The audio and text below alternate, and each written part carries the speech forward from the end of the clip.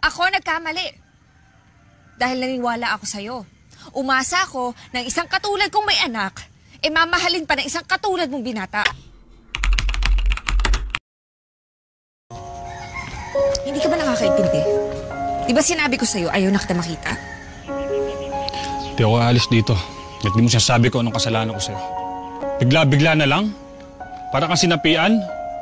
Hindi ka sumasagot sa tawag ko. Hindi ka sumasagot sa text ko. Nagtataguan mo ako. Ano yun? Dapat pagkakamali ko sa'yo. Galit ka sa akin? Ano? Anong mali ko? Ako?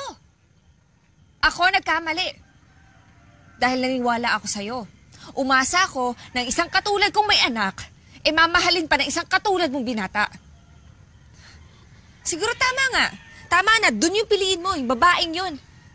Kaysa sa akin na may sabit, di ba? Oh, babae? Anong babae? Sinong babae? Anong babae? Saan galing yan?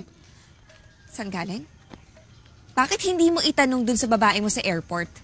Kitang-kita ko kayong dalawa. At sigurado ako hindi lang siya basta babae. Ay. Nakita mo kami ni Abigail sa airport. Ay rin, wala yun. Ex ko yun. Ex-girlfriend ko yun. Si Mama, may binilin, kaya sinundo ko siya sa airport. Pero wala yun. Kung ano man iniisip mo, tapos na lahat yun. Pagod na ako eh. Ayoko na magpauto. Ay, sana naman lang, kinausap mo muna ako. Kailangan mabalik yung tiwala mo sa totoong nagmamahal sa'yo. Hindi lang yung basta pagmamahal eh. Yung pagtitiwala. Takot ako na baka lokohin mo lang din ako katulad ng lalaking dumurog sa akin.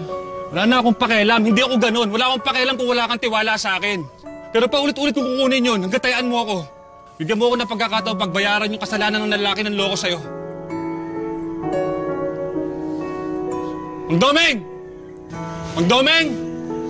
Ano ba nangyari dyan? Si oras siya ng gabi. Halika nga.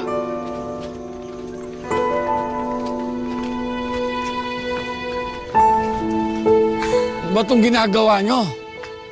Di ba anong oras na?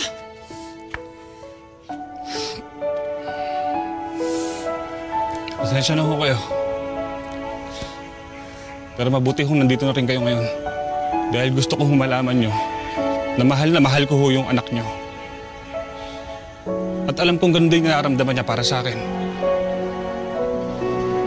Hindi ko na ho ito patatagalin. At kung papayag ho kayo, hihingin ko yung kamay ng anak niyo.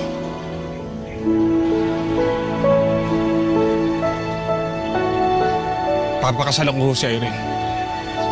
Bukas. Sa isang bukas. Kahit kailan. Araw-araw. Habang buhay. Magpapakasal ho kami.